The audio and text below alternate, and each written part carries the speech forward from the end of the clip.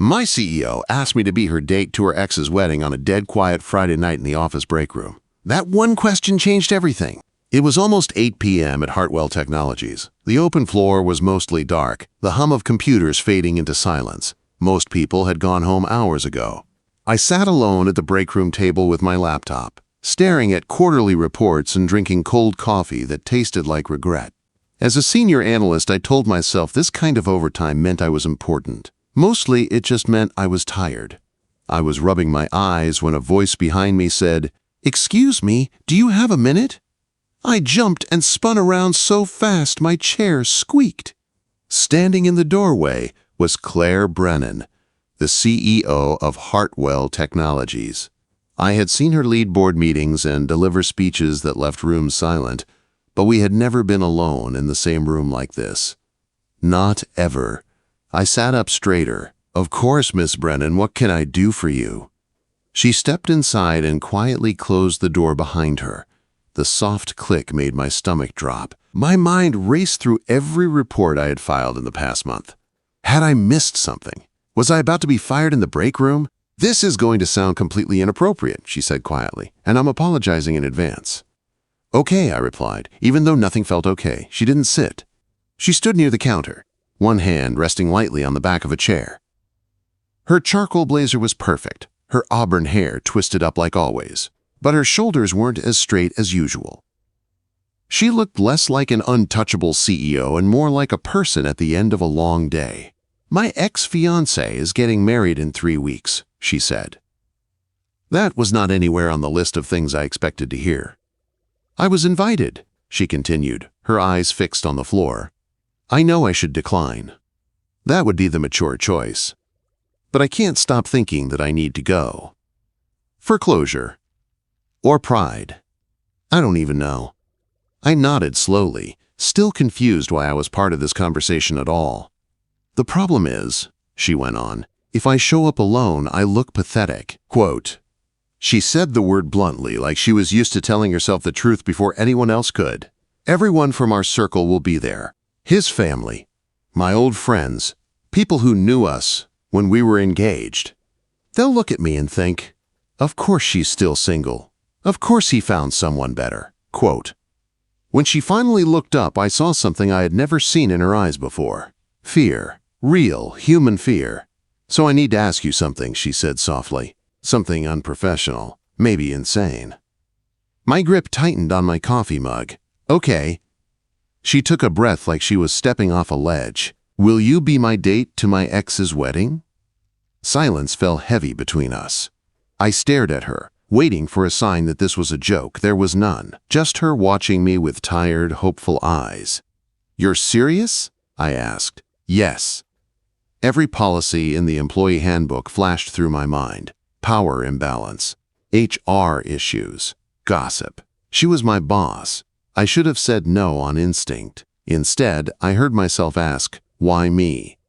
"You're professional," she said. "You do your job. You don't gossip. You don't flirt to get ahead. You're one of the few people I trust not to turn this into office drama." She hesitated, then added quietly, "I'll pay you for your time. $5,000 for one afternoon. You just have to show up, stay by my side, and help me get through it without falling apart." $5,000. That was more than a month of my salary. In my mind, I saw debts disappearing, my car finally getting fixed, and a small savings account beginning to exist. It was a crazy amount of money for pretending to be someone's boyfriend for a few hours. But something about taking her money for this felt wrong.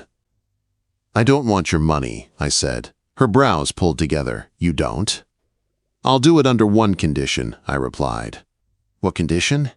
"You tell me the real reason you're going." She exhaled slowly. "I told you. Closure." "Closure is what people say when they don't want to say what they're really feeling," I said gently. "So what is it actually?" For a moment, I saw the CEO mask slide back into place. She could have shut me down, reminded me who she was, and walked out. Instead, she let out a breath and the mask cracked. "I want him to see that I'm okay," she said softly. That, leaving me, didn't break me. even though it did more than I want to admit. She looked away, her jaw tight. I want to walk in there with someone who makes it look like I moved on, like I'm happy, like his decision didn't ruin my life. Her voice dropped to a whisper. Is that pathetic? No, I said quietly. It's human. She looked at me like she was seeing me for the first time. We all want to seem okay, I added, especially in front of the people who hurt us. We stood there in a silence that felt heavier than the entire office building. So, she asked finally, you'll do it? Quote, I thought about the risk, the gossip, and all the ways this could go wrong. Yeah, I said. I'll do it. She exhaled, her shoulders dropping slightly. Thank you. We should exchange numbers. I'll text you the details, the date, the location, who will be there. We'll need a story about how we met. Quote, I gave her my number, and she typed it into her phone with hands that were not quite steady. If you change your mind, she said as she opened the door, I'll understand. I won't, I replied. She nodded and left, closing the door softly behind her. I sat there alone for a long time, staring at my dim laptop screen. The numbers on it might as well have been another language. What had I just agreed to? 3 days later, my phone buzzed while I was in the cereal aisle at the grocery store. Unknown number. This is Claire Brennan. Can we meet tomorrow to discuss details? Coffee at 10 a.m. Riverside Cafe on 4th. Seeing her first name on my screen made everything feel different. Less like work, more like something else I didn't want to name yet. I typed back one word. Sure. At the time, I thought I was just saying yes to a strange favor from my boss. I didn't know I was also saying yes to the night I would sit and listen to her ex's wedding vows with her hand gripping mine like I was the only thing holding her together. Riverside Cafe was the kind of place where time felt slower. Old brick walls lined the room, and mismatched wooden chairs surrounded small round tables. A chalkboard menu hung behind the counter, and the air smelled like fresh coffee and cinnamon. I arrived 10 minutes early and chose a quiet table in the back. My palms were sweating. This was still my CEO. Fake date or not, it felt like a performance I had not rehearsed for. At exactly 10 a.m., the door opened and she walked in. Claire was not in her usual suit. She wore jeans, ankle boots, and a soft blue sweater. Her auburn hair fell loose around her shoulders. For a moment, I barely recognized her. She looked younger, more relaxed, almost like a different person. When she saw me, she gave a small nod. No boardroom smile, just a tired, honest one. Thank you for coming, she said as she sat down. I wasn't sure if you would. I said I would, I replied. People say a lot of things, she said softly. There was no bitterness in her voice, just experience. She set a slim leather folder on the table. It looked like something she would bring to a budget meeting. Somehow, that made this feel even stranger. The wedding is 3 weeks from Saturday, she said. Morrison Gardens, the botanical venue downtown, ceremony at 4, reception after, black, tie optional. I nodded, trying to look calm while my brain calculated the cost of renting a decent suit. She slid a printed page toward me. These are the people who will be there, his family, old friends, business contacts, a few mutual acquaintances who know me a little too well. I glanced at the list of names and notes. I did not recognize anyone, but I could feel the weight they carried for her. His name is Trevor, she added. Trevor Lane. We were together for 5 years, engaged for 18 months. Her voice was smooth and flat, like she had said that sentence so many times it had become a script. He is marrying Amanda, she continued. She comes from money. Her family owns half the buildings downtown. She is very kind and very smart, which makes it annoyingly hard to hate her. The corner of my mouth twitched. Sounds like a fun crowd. Quote. She let out a soft breath that almost sounded like a laugh. We need a story, she said. About us? I repeated, surprised by how strange that word felt. Yes, she replied. How we met. How long we've been together. What we like about each other. These people will ask questions. They love to look for cracks. Okay, I said. What do you want our story to be? She studied me carefully. We met 8 months ago at the company retreat. The leadership one at the resort outside the city. I was actually there, I said. I know, she replied. You asked a question during my presentation about market share. That's how I remembered your name. I blinked. You remembered that? I remember a lot of things, she said calmly. We'll use it. We talked during a break.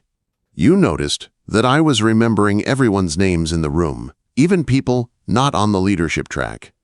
You asked if it was strategy or if I actually cared. What did you answer? I asked. Both, she said. Because that is the truth. We started building a lie together. Our fake first date was at a small Italian restaurant. We picked one we both actually knew. We decided I brought her tulips because they were her favorite. She said we realized we had similar ideas about work, about life, about people. The more we talked, the less it felt like a lie, and more like a version of us that could have been real. What do I call you at the wedding? I asked. I can't call you Miss Brennan if I'm supposed to be your boyfriend. She froze for half a second. Claire, she said quietly. You call me Claire. Claire, I repeated. The name felt strange in my mouth, intimate, wrong, and right at the same time. Is that weird? She asked. A little, I admitted, but so is all of this. For the first time since I met her, she smiled in a way that reached her eyes. It faded quickly, but I saw it. She picked up her coffee, then set it back down without taking a sip. Everyone there will know I'm your boss, she said. Trevor knows I run Hartwell. His friends know. They'll see you and do the math. So they'll think this is inappropriate, I said. That you used your position. That I said yes because I wanted something. Exactly, she said, her jaw tightening. I hate that. I hate how fast people are ready to believe the worst version of a woman in power. So what do we do? I asked.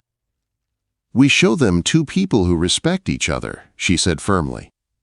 Two people who actually enjoy being together. That part doesn't have to be fake. She held my gaze as she said it. I felt my chest tighten. We barely know each other, I said, trying to keep my head clear. Then we fix that, she replied. We met again 4 days later for dinner at a quiet Italian restaurant. Then the next week at a bookstore. Then another coffee shop. Always in places where we could talk without people from the office watching. At first we talked about surface things, work schedules, board members, reports. Then other things slipped in. Her childhood in a small town in Ohio. How she worked 3 jobs in college. The first time she pitched an idea to a room full of men in suits who looked at her like she was lost. I told her about my early jobs, my cheap apartment, and my dream of starting my own firm one day. I told her about the girlfriend who left me 3 years ago and got married to someone else 8 months later. I found out on social media and never had the courage to go near that wedding. I'm sorry, she said when I told her. It's fine, I lied. Why didn't you go? She asked gently. Because I didn't want to see her happy without me, I said. I didn't want to know that she had actually moved on. I thought if I didn't go, it would hurt less. Did it? She asked. No, I admitted. I think it made it worse. It felt like a wound that never closed. She was quiet for a long moment. So you're doing this with me because you regret not going to hers? I looked at her across the table. Candlelight caught in her hair and softened the tired lines at the corners of her eyes. I'm doing this because running from pain doesn't make it smaller, I said. It just lets it chase you longer. You shouldn't have to carry that alone. Her eyes shone for a second, and she blinked quickly. That's the nicest thing anyone has said to me in a long time, she whispered. Days turned into weeks. Saying her name became easier. Claire in texts, Claire in my thoughts. By the third meeting, it no longer felt wrong. One night at dinner, she asked quietly, At the wedding, how affectionate are we talking about? I nearly choked on my water. What do you mean? Hand-holding, she said, an arm around my waist, kissing. I don't want to surprise you on the spot. We do what feels natural, I said. If we force it, people will see it. I'm not very good at physical affection, she admitted, her eyes fixed on her plate. Trevor always said I was cold, too focused on work. Maybe he wanted you to be someone you're not, I said gently. She looked up, startled. You say that like you know. I do, I replied, My ex wanted me to be less serious, less careful. She said I was boring. I spent months trying to be someone else. It just made us both miserable. She watched me for a moment like she was taking notes, but this time it felt personal, not professional. A week before the wedding, my phone lit up at midnight. Claire, I can't sleep. I keep thinking about seeing him. Me, you don't have to go. You can still change your mind. Her reply came almost instantly. Claire, no, I need to do this. I just need to know you'll be there. I stared at the screen before typing one word. Me. Always. There was a pause. Claire, thank you for everything.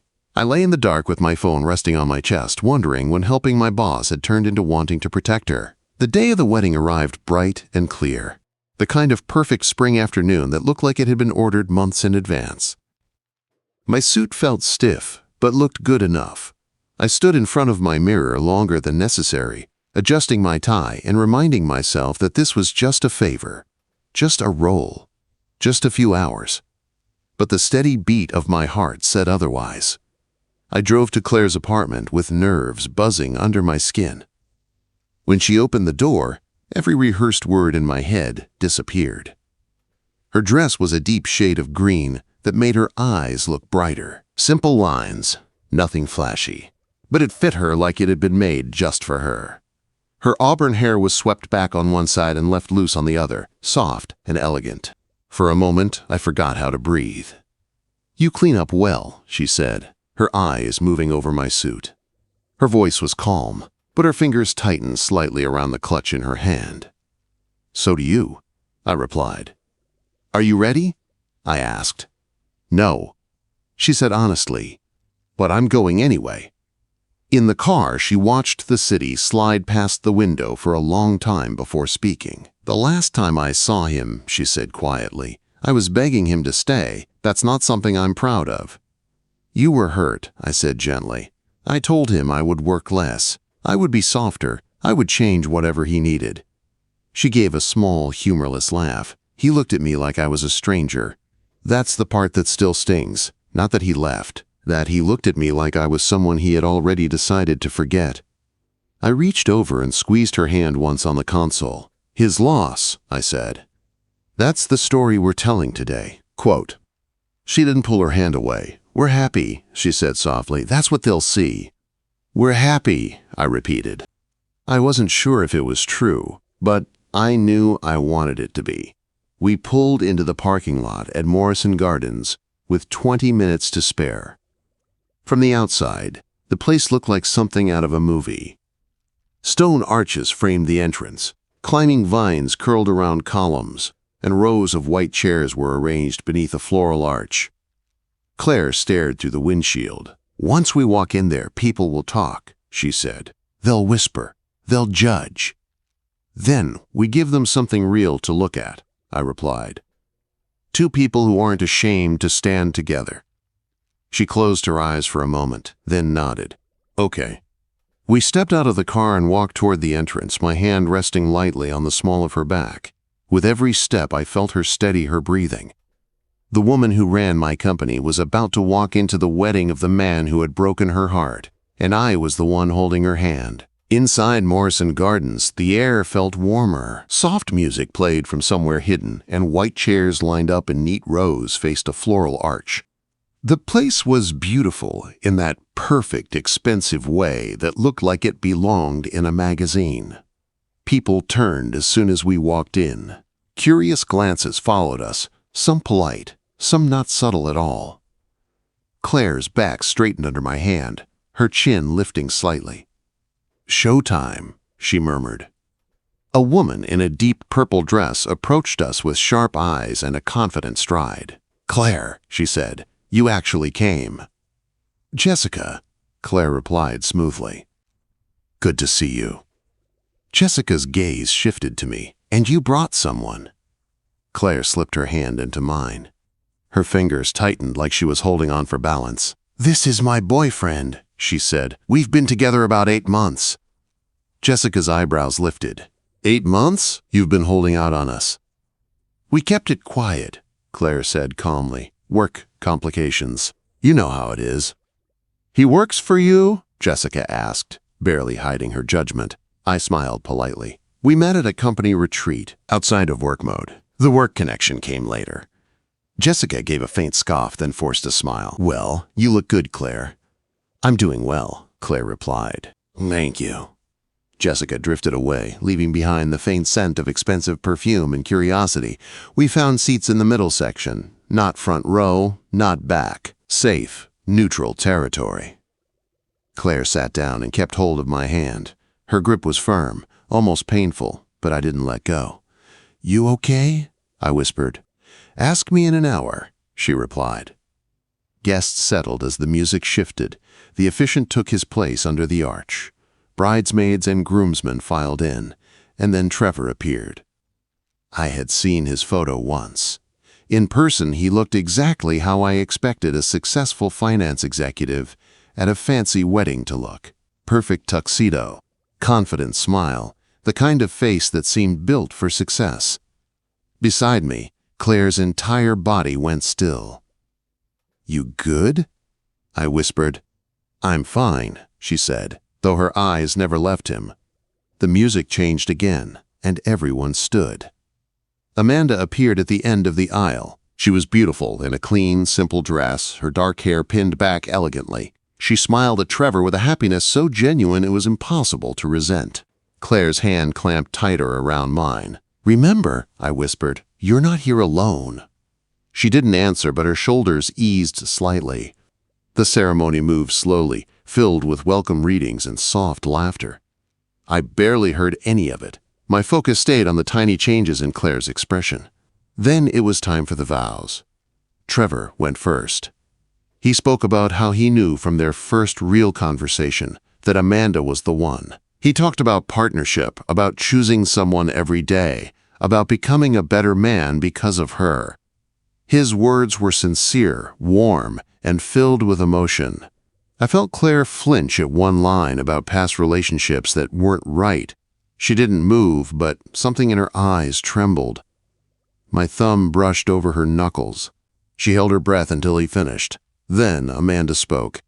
She talked about Trevor's kindness, his drive, and the way he supported her dreams. She mentioned that he had once believed his life was already planned with someone else and how grateful she was that fate had brought him to her instead. Claire's jaw tightened. Her breathing turned shallow. You can look away, I whispered. I don't want to, she said quietly. I need to see all of it. They exchanged rings. They kissed.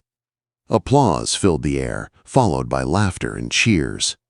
Claire sat down slowly when everyone else did, like she was moving through water. How bad was it? I asked gently. Less than I imagined, she said, more than I wanted.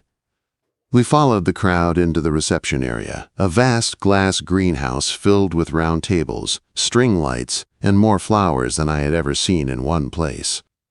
A band tuned up in the corner as waiters carried trays of champagne. At our table, guests asked casual questions about us. How we met, how long we had been together, what we liked to do on weekends. We slipped into our rehearsed answers. Italian restaurant. Tulips.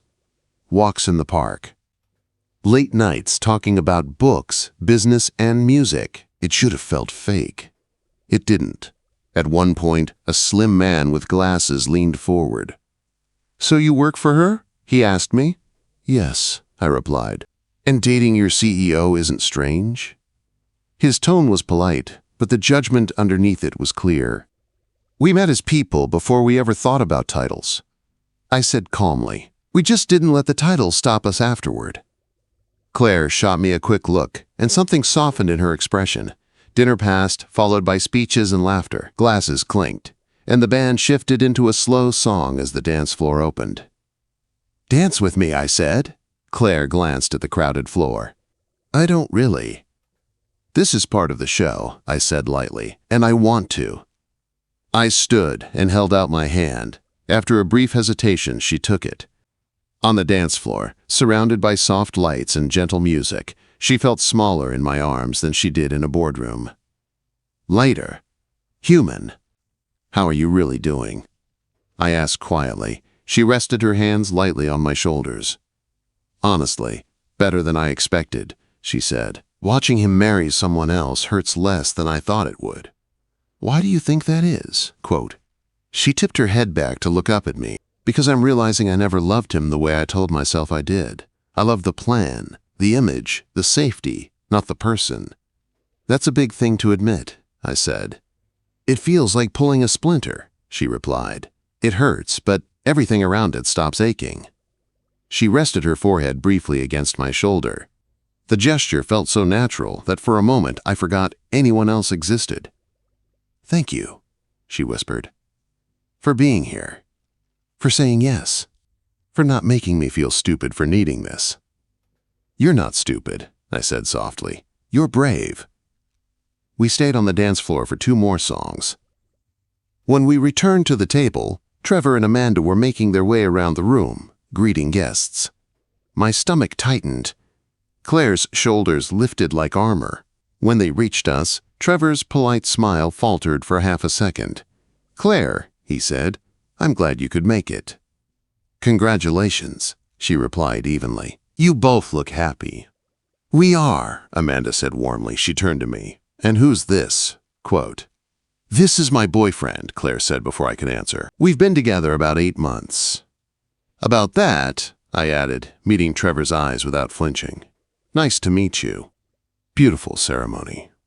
Thank you, he said. His gaze flicked between us, reading the closeness, the way our hands rested together. Something unspoken passed over his face and disappeared. Amanda smiled kindly. I'm really glad you're doing well, Claire. I am, she replied. I'm glad things worked out for you both. They moved on, pulled away by the next group of guests. Claire exhaled slowly. That was surreal. You handled it, I said. For the first time since the breakup, she said thoughtfully, I don't feel like I lost something. What do you feel like? I asked. She looked at me then. Truly looked at me. The noise of the room faded. I feel like I dodged a life that wasn't meant for me, she said softly, and somehow walked straight into something better without realizing it. Quote. My heart stumbled at her words. She hesitated, then asked, Would you think I'm insane if I said I'm actually enjoying tonight? At your ex's wedding? I asked gently. She smiled. With you? I met her gaze, my chest tightening. Whatever this had started as, it was no longer pretend. And for the first time since that quiet Friday night in the break room, I realized I didn't want it to be. She hesitated, her fingers still intertwined with mine, and the noise of the reception faded into the background like a distant echo. After tonight, she said slowly, her voice soft but steady, after this fake relationship is over, would you want to see me again? My chest tightened. What do you mean? I asked, even though I already knew. I mean, she said, holding my gaze. For real, no story to sell, no pretending. Just us. Everything around us kept moving. Waiters passed with trays of champagne. The band shifted into another song. Laughter rose from a nearby table. But in that moment, all I could see was her, my boss, my fake date, the woman who had faced one of her worst memories with her head held high and my hand in hers. I took a breath. What I said next was going to change everything. I would have asked you the same thing, I said. Her eyes widened slightly. You would have?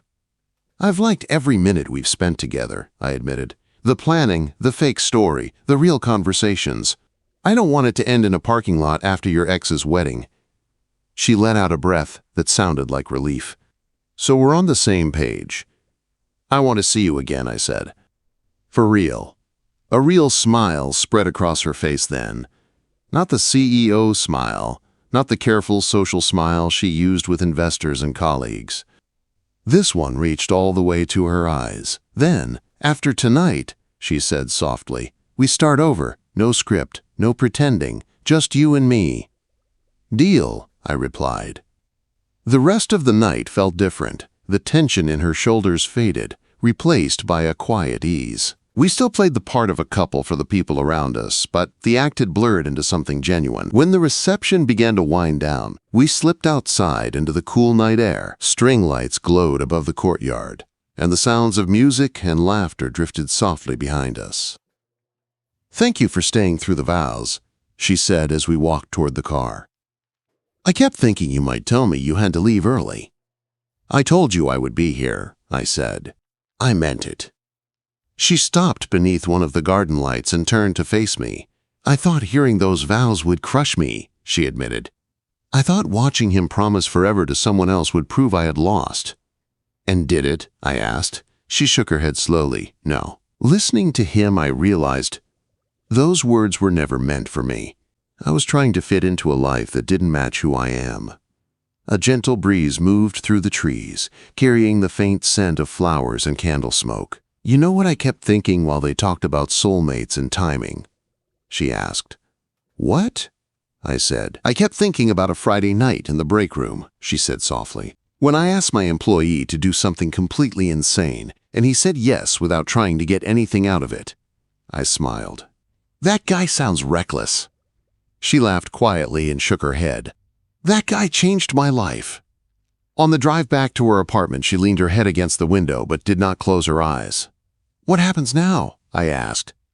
"We go home and sleep," she said. "Tomorrow we rest. Monday we talk to HR. We do this the right way." "You want to tell them?" I asked. "If we're going to date for real, we have to," she replied. "I'm not risking your career or mine for a secret." It made sense, but the thought still made my stomach twist. Office gossip moved faster than any company email. "You can still change your mind," I said quietly. She turned her head to look at me. "Do you want me to?" "No," I said. "I'm just giving you an out." "I don't want out," she replied. "I want in, fully, even if it's messy." Quote. When we pulled up in front of her building, she unbuckled her seatbelt slowly, then paused. "Can I ask you something else?" she said. "Anything." "Do you regret saying yes?" she asked. "To the wedding, to all of this." I thought of that night in the break room, of the list of names at the cafe, of her hand crushing mine during the vows, of the way her face had softened on the dance floor. "Not for a second," I said. She smiled, then leaned across the console and kissed me. It was not dramatic or rushed, just soft and certain, a promise more than a performance. "Good night," she whispered. "We'll talk Monday." "Good night, Claire," I replied. Monday morning, we went to HR together. We sat side by side in a small office and explained that we were in a relationship and wanted everything to be above board. Claire was calm and direct. My heart pounded hard enough for both of us. The director listened carefully, asked practical questions, and finally nodded. "As long as you understand the risks," she said, "and as long as no one reports concerns about favoritism or pressure, you are not breaking policy. If anything changes, we need to know." We signed the forms and walked out together, each holding a copy of the same stapled packet. "I guess this is real now," I said quietly. "It was already real," Claire replied. "Now it's just documented." We stayed careful at work for months. No private jokes in meetings, no touching in the office. We met across town for dinner, took long walks after dark, and learned how the other one took their coffee. Slowly, our lives intertwined in ways that felt natural and steady. Two things changed everything again. First, Claire was promoted. The board named her regional director over several branches. She still worked in the same building, but she was no longer in my direct chain of command. I reported to someone else. It made things cleaner, easier. Second, she stood in front of the whole company at the annual gala and said, "I love you." Not into the microphone, not during her speech. After she had finished speaking about leadership and taking smart risks, she found me near the windows as guests mingled with drinks in their hands. "You are amazing," I told her. "You always say that," she replied. "I always mean it," I said. She hesitated for a moment, then said softly, "There's something I want to say where people can see us together like this." "Okay," I said, my heart tightening. "I love you," she said. The words hit me like a wave, simple, honest, and undeniable. "I wanted to say it out here," she continued, "not in secret. I love you as the man who said yes when I asked for help, not as my employee or someone under me on an org chart. Just you." I pulled her closer and kissed her, not caring who saw. "I love you too," I said. I think I started that night you walked into the break room and told me the truth instead of hiding behind your title. A few people nearby smiled. No one looked shocked. In that moment, I realized how little their opinions mattered compared to the woman in front of me. A year later, we returned to Morrison Gardens. This time, Claire wore white. The same stone paths, the same stretch of grass, the same arch, though decorated with different flowers. Our families and friends filled the chairs. People from the office sat in one row, smiling and whispering. Marcus stood beside me as my best man. "Hard to believe this started in a break room," he murmured. "Hard to believe it started at someone else's wedding," I replied. Music played, and Claire stepped into view with her sister at her side. My chest tightened in the best way.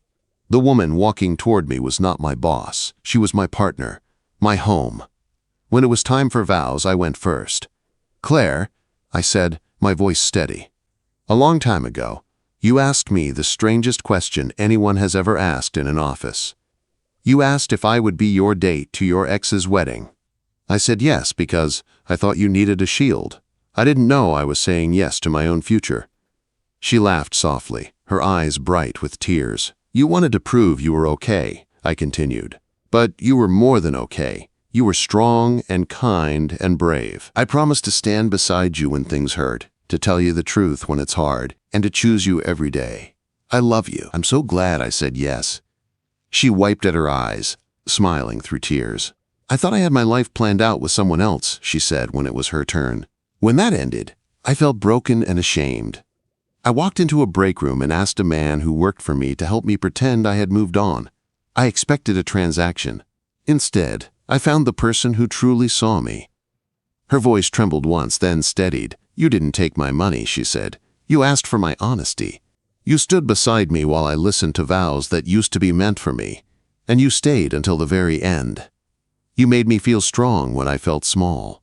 I promise to respect you, to listen when you are tired, and to love you exactly as you are. You are my partner. You are my safest place. I love you."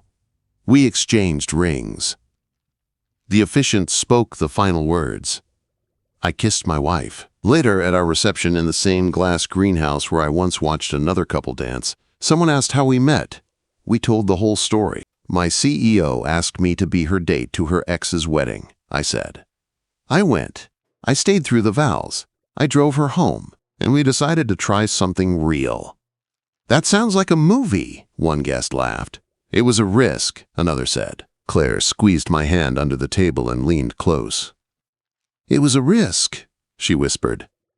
"The best one I've ever taken. Years from now, when people ask how we started, I will always go back to that quiet Friday night, the hum of the vending machine, the cold coffee, and the CEO standing in the doorway saying, 'This is going to sound inappropriate.' I thought I was just helping my boss survive one painful afternoon. I didn't know I was walking into the rest of my life.